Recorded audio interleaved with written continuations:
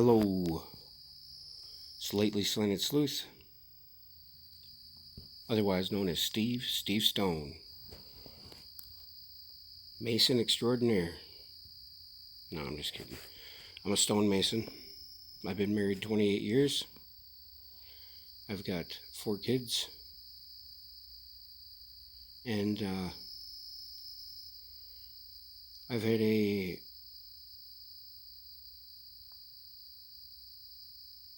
up and down life like most. My body's starting to go south on me. So I'm saying all of that because is my experience a midlife crisis? First question is that.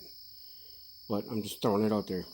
But I'm making this video in an attempt to explain to you all where I am in this journey, how I see things, and how I've arrived at the truth I think is, or I know as truth, and how I'm more sure of this than I've ever been of anything else in my life, due to the alchemical process and retraining, replacing, reiterating, reprogramming my mindset, learning how to think again. Thinking should be just that, thinking, abstract thinking. Yet, when truth is presented to a thinker, think not that I won't think when you tell me not to think. If you follow me. The medieval alchemy definition for alchemy is the medieval forerunner of chemistry based on the supposed transformation of matter. It was concerned particularly with attempts to convert base metals into gold or to find a universal elixir. They were involved with the quest for immortality through alchemy. Right there in the bylaws or the definition of said word. So, you can think of alchemy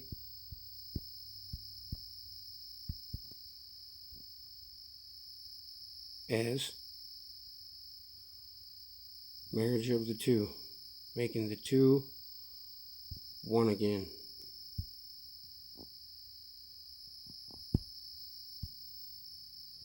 Right? You know, the blind man is led down several rabbit holes. Rabbit holes are everywhere. Yet, making the two one again is why we are here. We are to reconcile every opposing opposite in our minds and understand that them opposing opposites are necessary for creation, yet they are one and the same thing. First, foremost, one equals all for one. All for one, one for all. One is the same as all.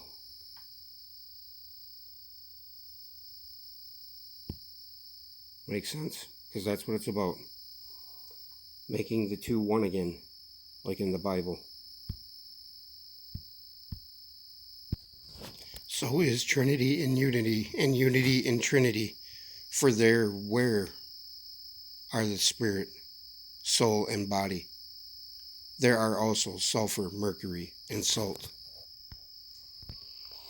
And a big way of I've gone to understand this marriage of the polar opposites, or the bringing the two to one again, is, as a general, this is the definition for animals. This is an example I'm giving you. As a general rule, which one finds oneself in the presence of two animals of the same species but of different sexes, such as a lion and lioness, dog and bitch, it signifies sulfur and mercury prepared in accordance with the work. Or also the fixed and the volatile. The male represents the fixed, the sulfur. The female, the newly, represents the volatile, mercury. United, the animals express the conjunction of the newlyweds, marriage. If they are fighting fixation of the volatile or volatilization of the fixed, and it tells you to see a drawing, but animals may also symbolize the elements. So the meanings for everything are like Apollo is the sun, gold, assaying, refining, or alchemical verification of gold and silver by means of slagging lead in a cupel. That's the physical thing of metal, alchemy. Now an angel, why would they talk about an angel if it was all refining of a substance or matter, or physical, geological mineral. Sometimes a symbol of sublimation or ascension of a volatile principle, as in the drawings of Viatorium Spagyricum. I don't know what that is. But it goes on and on and on, and I've learned most of this stuff just by, the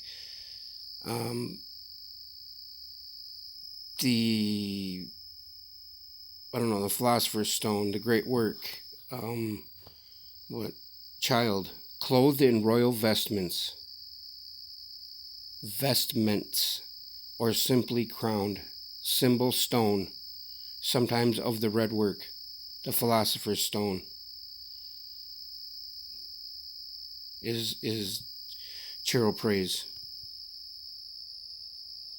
Chrysoprase? I don't know what that is. Chrysoprase, the philosophical stone, the great work achieved. Circulation consists of having the liquids in a sealed container circulate heat. And a big one, earth, one of 4 elements of the ancients, never to be seen as the ground on which we stand.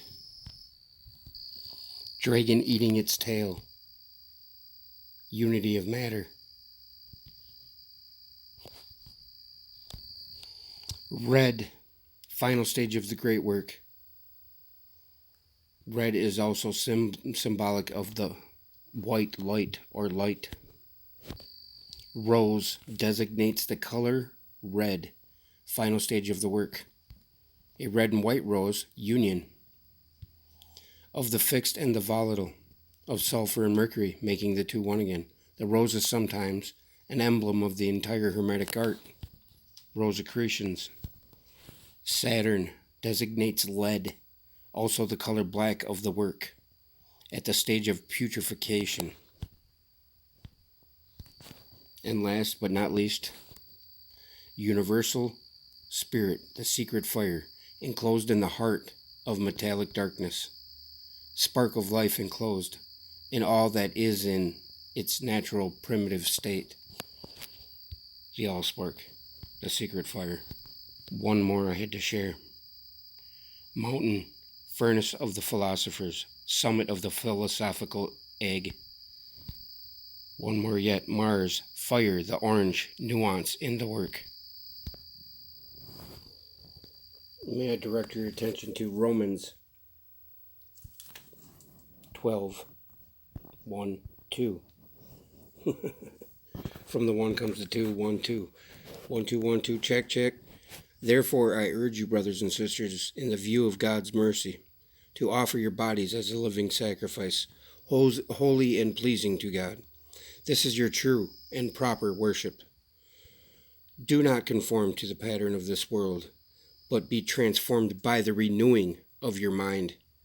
Then you will be able to test and approve what God's will is, His good, pleasing, and perfect will. Do you understand what that means, folks? Our true self is God, okay? We offer up our physical bodies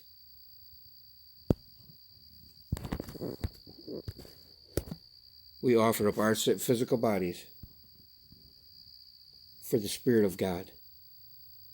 That's what the whole loop is, guys. That's what the triangle of life is. It's insane. By us, God creates the light, which recreates us. God is above us as the fourth.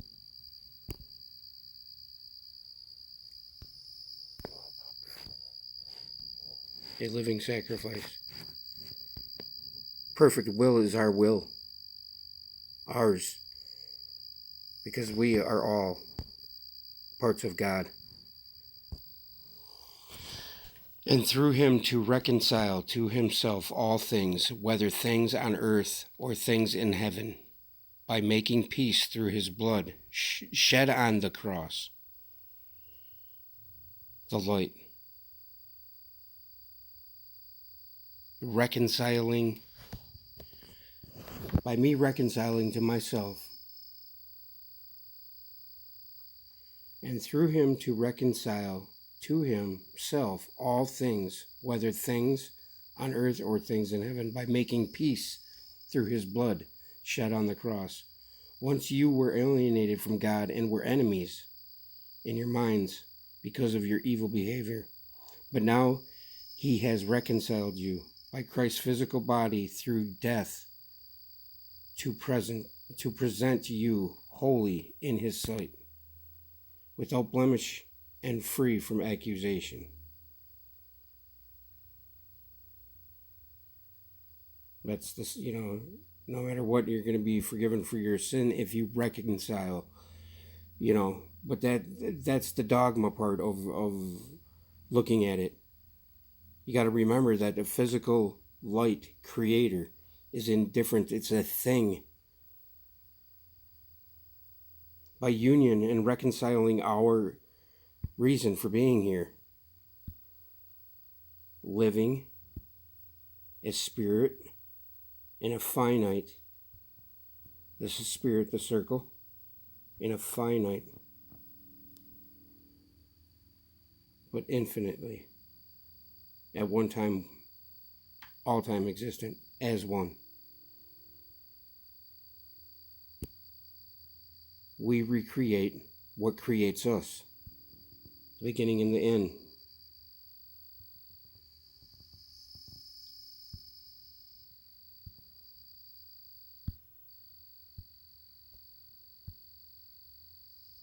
All this is from God, who reconciled us to Himself through Christ. Oh, wow. And gave us the ministry of reconciliation. That God was reconciling the world to Himself in Christ, not counting people's sins against them. And He has committed to us the message of reconciliation. We are therefore Christ's ambassadors, as though God were making His appeal through us. We implore you on Christ's behalf, be reconciled to God. God made Him who had no sin to be sin for us, so that in Him we might become the righteousness of God. That is, the profundity of that statement is beyond approach. If you follow me. Because I just said that before I read that.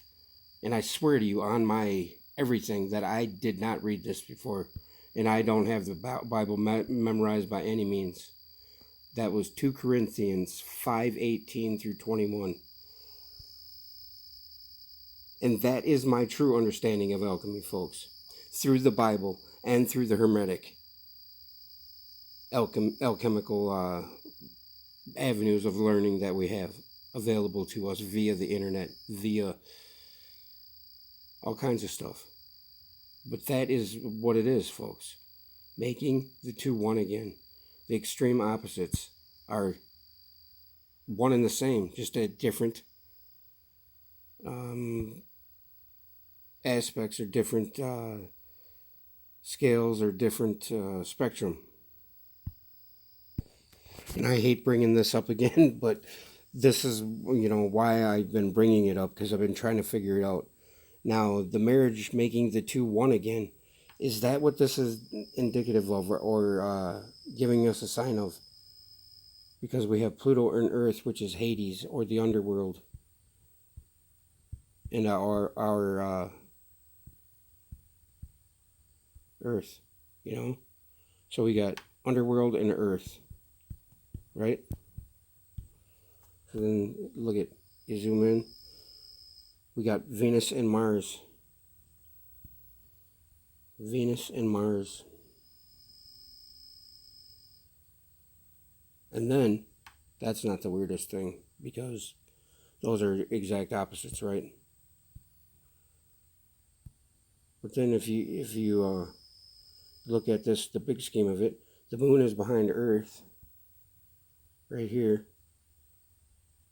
Mercury's right here, the moon god, right? And then we got the Ceres, or Demeter, which is the deity of bountiful harvest.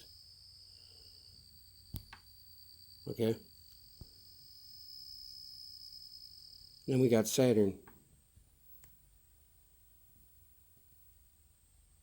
time. But Pluto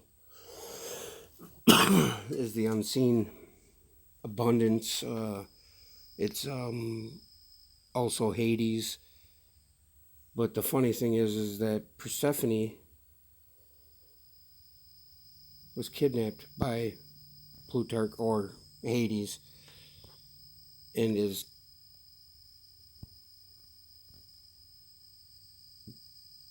Persephone is the mother to Ceres, or Demeter.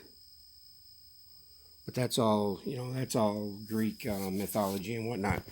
But my point is this is just, maybe that's why I'm stuck on this. Is this the day when all of the two become one? Tell me what you think.